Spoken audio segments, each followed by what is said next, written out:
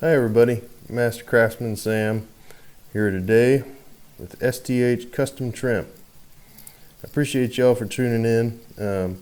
Today we're going to be doing our second installment on hanging a pre-hung door. So we're going to today get all the necessary steps done before the painter comes to paint the door. Okay. We're also going to prep for casing as well. So that means sometimes removing a little bit of drywall. You'll see that. And that's to keep your casing tight to your jamb. You don't want any gap between your casing and your jamb. There's some things to note when you're installing a pre-hung door. Before you start, you really want to get your thickness right on how far up off the ground it is. It will be as follows. Carpet, you raise the door 3/8 an inch. LVT or laminate vinyl tile be 1/8 inch. Tile 3/4 inch. Wood is generally about 3/8 inch. So that'll be your thickness for the shim that you put underneath your door before you start or anything. Okay. Some of the tools we'll be using is a jammer level, a finished nail gun with 2.5 inch nails. We're going to have shims in a barrel. We're going to have a multi-tool or a Japanese pull saw.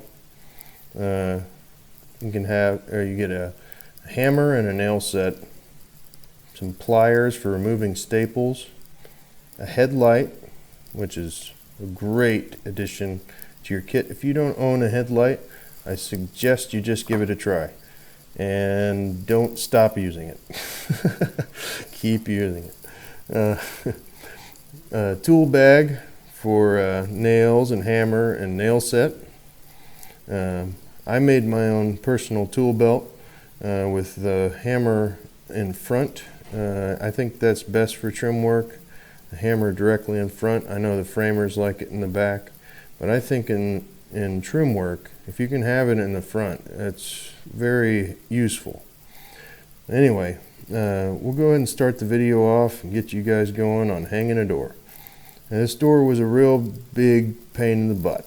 Okay, I'm going to be honest. That door was a pain in the butt. Everything kept going wrong. So enjoy watching me struggle through it. But you're going to be able to learn a lot from it, because when things go wrong, there's a lot of carpentry fixes that I can show you. So it's great. Anyway, thank you so much for watching. Please click like, subscribe, click the bell, and if you want to buy any tools from the description, that directly supports me through Amazon affiliate. So thank you very much for clicking to buy through those. Thanks for watching. Use a shim on the hinge side of the door on the floor. Check your plans to ensure your door is swinging to the right way before installation. A general rule is the door will never swing to cover the light switch. Before you set your shim down, you first need to clean the subfloor of debris. Adjust your shim to the desired thickness for your flooring material.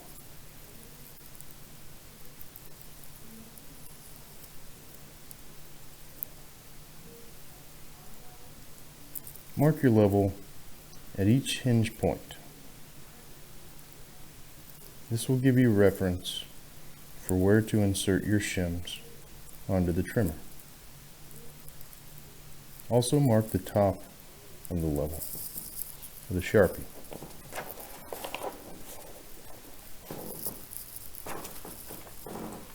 shim the trimmer up to be perfectly plumb with the fat end of the shim towards the swing side of the door. The bottom of the door must always be fastened to the trimmer, so it will also need a shim.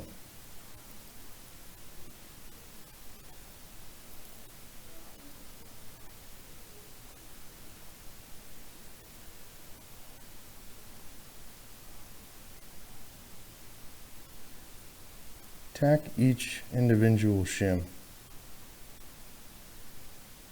with a couple of nails. It helps to angle your nails here so as not to shoot completely through the shim.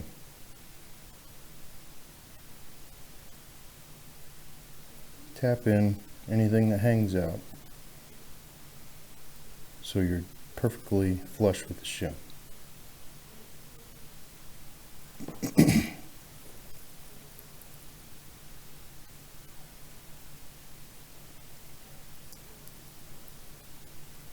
As you can see here, we've got both the bottom and the top shim installed first. Now we work on the ones in between. Keep your foot against the level while you are doing this part.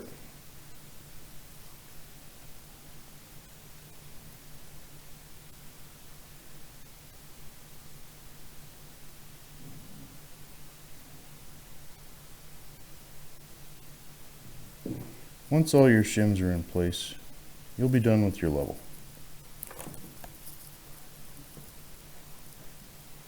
Now you should move the level to the next door that you will be hanging.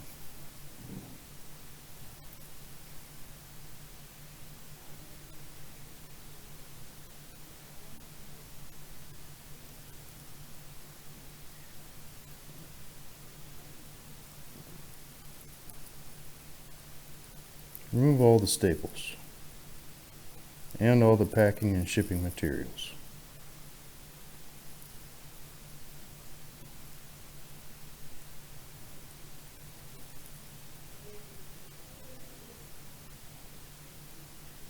Set your door atop the shim.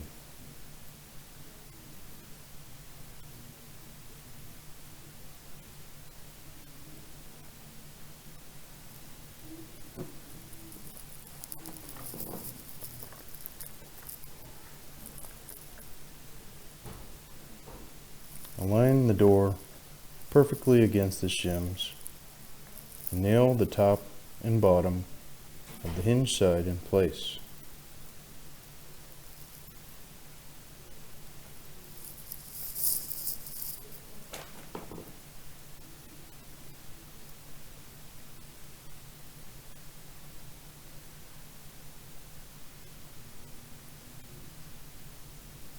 You just need one nail right now.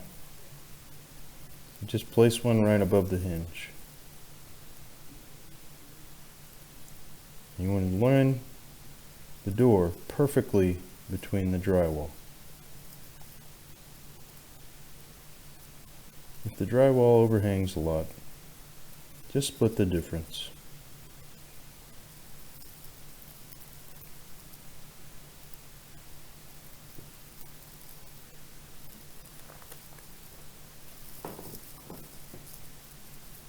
Go ahead and pop one in the bottom.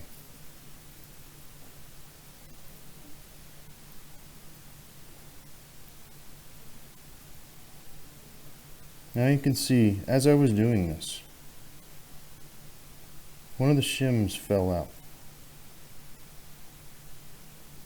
This will happen sometimes. It's frustrating. But each shim will have a little hole from where you nailed it. So you just sort of stick it back in there and angle your nails a little bit. Tap them in.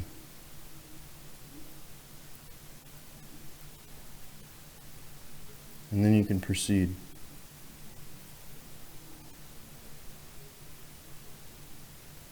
This door gave me a lot of problems. But that's okay. It gives me an opportunity to teach you what to do in a situation where the shims do come out.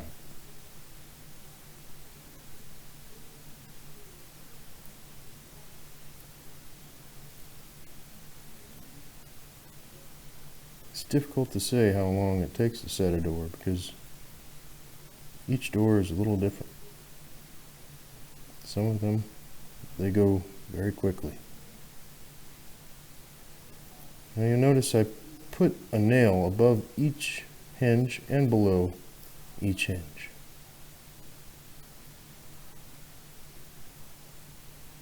And that's all I'll do for now. Now I come in here and I'm going to adjust the jamb on the left side to see how far back it needs to sit. What I'm finding here is that the jamb is twisted.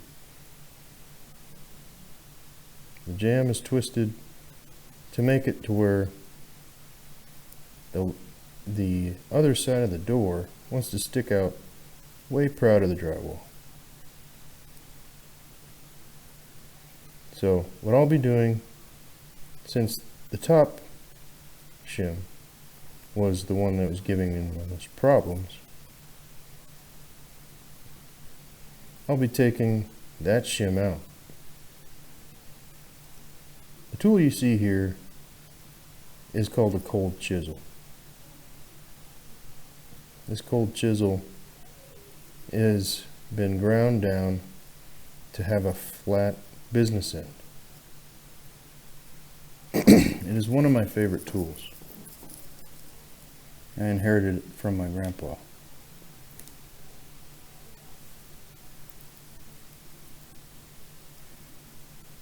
It's incredibly handy. You'll see me wipe the blood clean of that door as I sustain an injury during removal. This is important if you get blood on your customer's trim. And have something wet, a wet cloth handy, something you can wet down to wipe it clean. Blood will sometimes happen.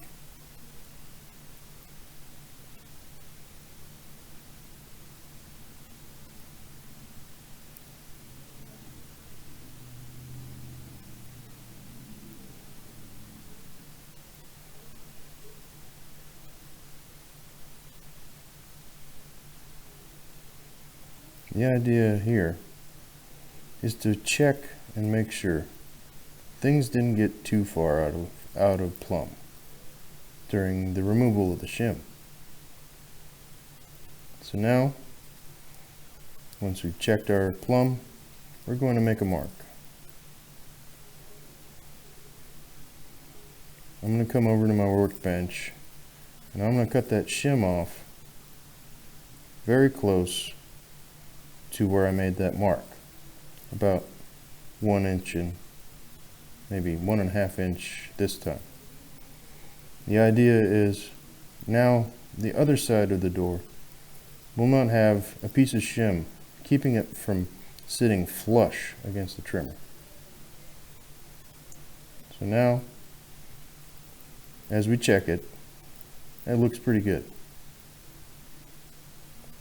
We're going to pop 2 nails in here to trap that shim right where it needs to be.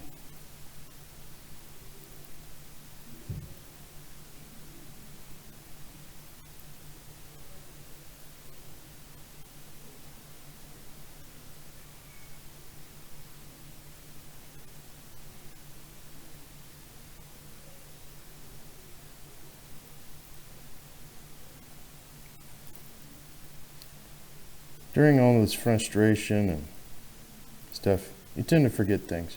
Try not to. In this instance, I forgot to put all the rest of the nails into the hinge side,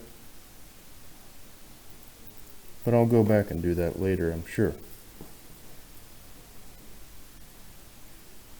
Right now, we're putting a shim underneath the other side of the door, the striker side. The striker side is the portion where the handle will meet the striker on the jamb.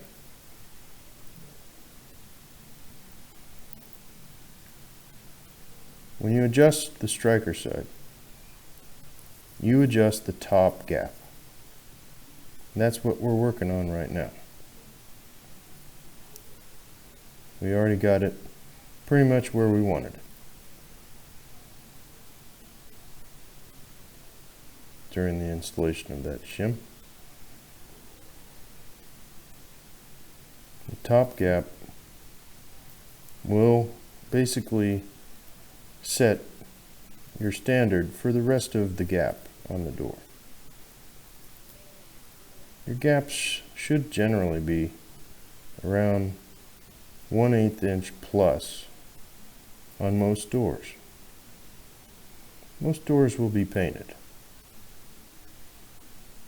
If the door, however, is stained, see there I put the shim against the wall. That's to make sure that the jamb is sitting flush with the drywall before I shoot into place.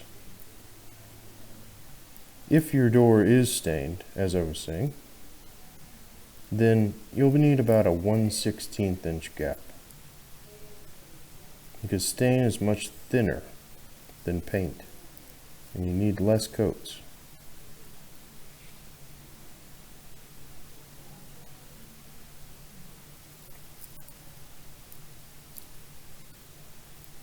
So we got our top set. We got our gap about 1/8 inch plus. Now we get our bottom set perfectly with the drywall. That's what I like to do in custom homes. So then as I'm closing the door, I realize that the jamb wants to sit inside of the drywall a little bit. So I'm going to let it.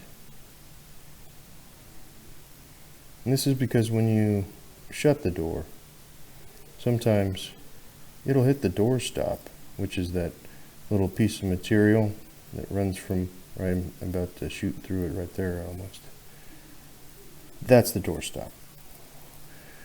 So that door stop might hit the bottom of the door first, or it might hit the top of the door first. You'll notice me put a couple of nails through there. That's going to anchor the striker side, and particularly the striker shim point, into place. And then we can work from there to get everything perfect. Never move the door stop from at the striker shim point position. Only work from it. We're going to insert a couple of shims above the striker and below our top.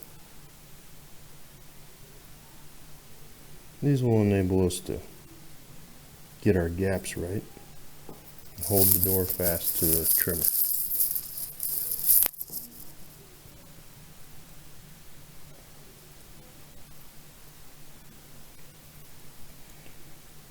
Don't delay.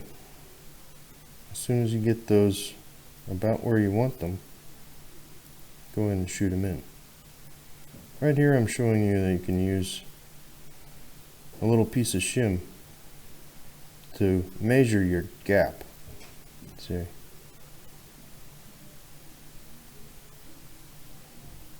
Measure it and try and match the top gap that you set for yourself. Now that we have made sure our gaps are right, we'll shoot that into place. For those, I only use 2 nails. on the fat side of the shim, right where the door closes. We're going to insert one shim below the striker.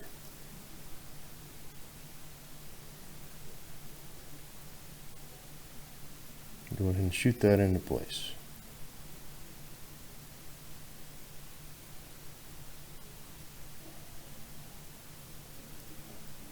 Now your door is basically set. But we need to get our door stop into the right place.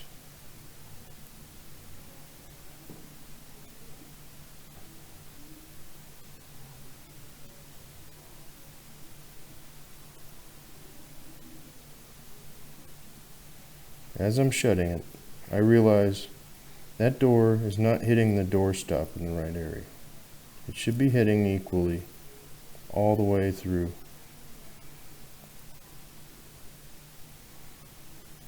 I'm going to ensure my bottom didn't move through all that by giving it a good tap, because I was kicking it earlier to get it in to the right position. Don't worry about using a few extra nails in any place you really need them, because especially if it's at the bottom of a door, the painter will be able to cover all those nails. I'm going to go ahead and cut all the shims off with a multi-tool and use my hammer to also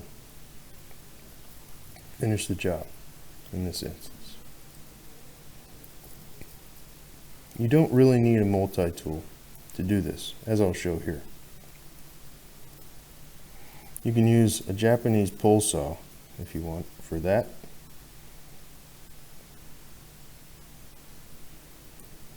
And you'll notice that one broke without even needing a hammer.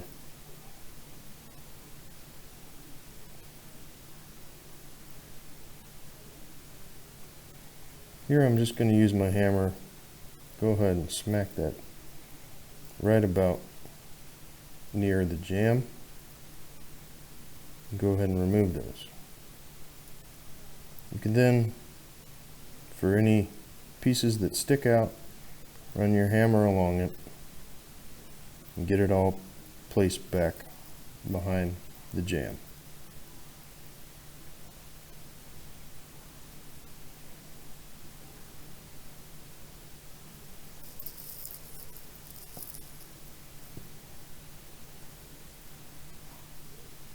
As I said, this door was a problem door.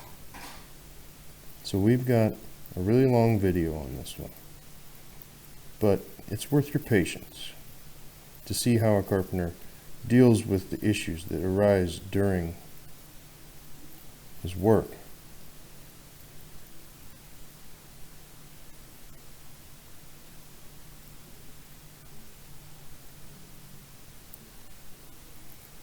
There, I accidentally hit the drywall a little bit. So I'm going to switch over to my multi-tool. Hitting the drywall is definitely a no-no. But if it happens, that's okay. It'll happen to everybody.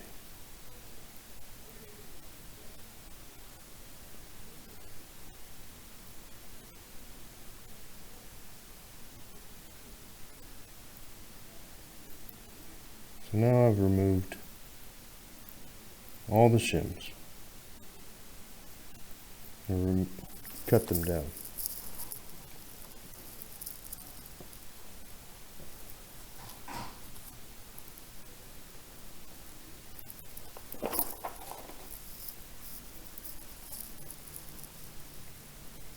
So right now I'm going to show you how to adjust your door stop. Oh, sorry, actually that's next. What we're doing now is showing you that our casing will not sit flush against that jamb and the drywall. It's going to leave a large gap there. We can't have that gap. So we're going to measure our casing out just about where we need it.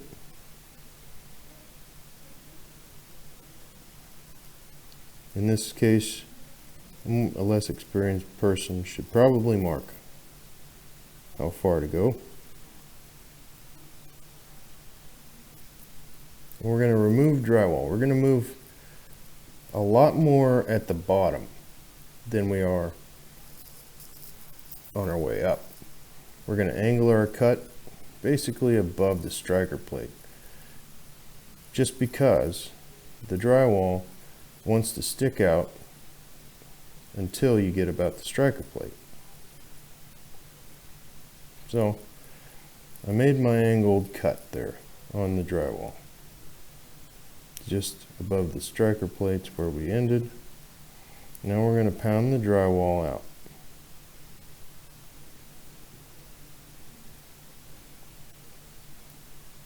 And you can see above there, the casing won't have a gap.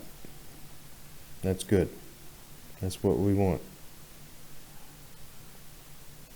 As we pound this out, you make quite a mess. So if you're doing this in a house where you really care, you might consider sweeping just after you do it.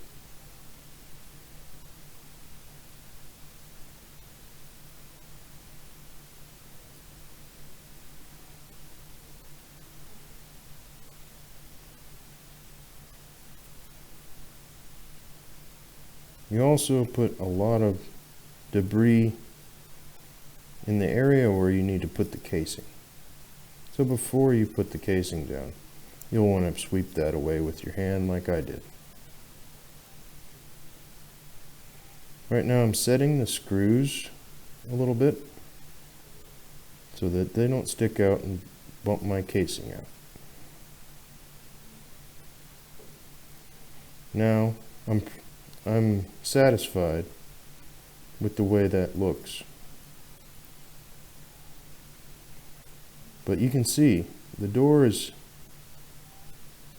meeting the stop at the top, or at the bottom, but not at the top. So we're going to go ahead and bump that bottom in. We're going to bump the top out.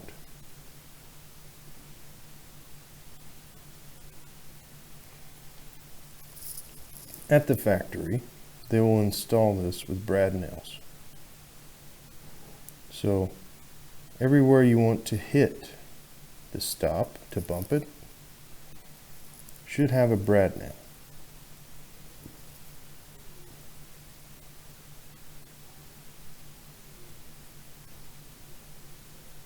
Now it looks like everything is meeting the stop perfectly. We're going to go ahead and shoot that stop into place. That nail didn't quite set, so we're going to go ahead and break out our nail set and tap it in there. Be sure and tap in any proud nails that you have left.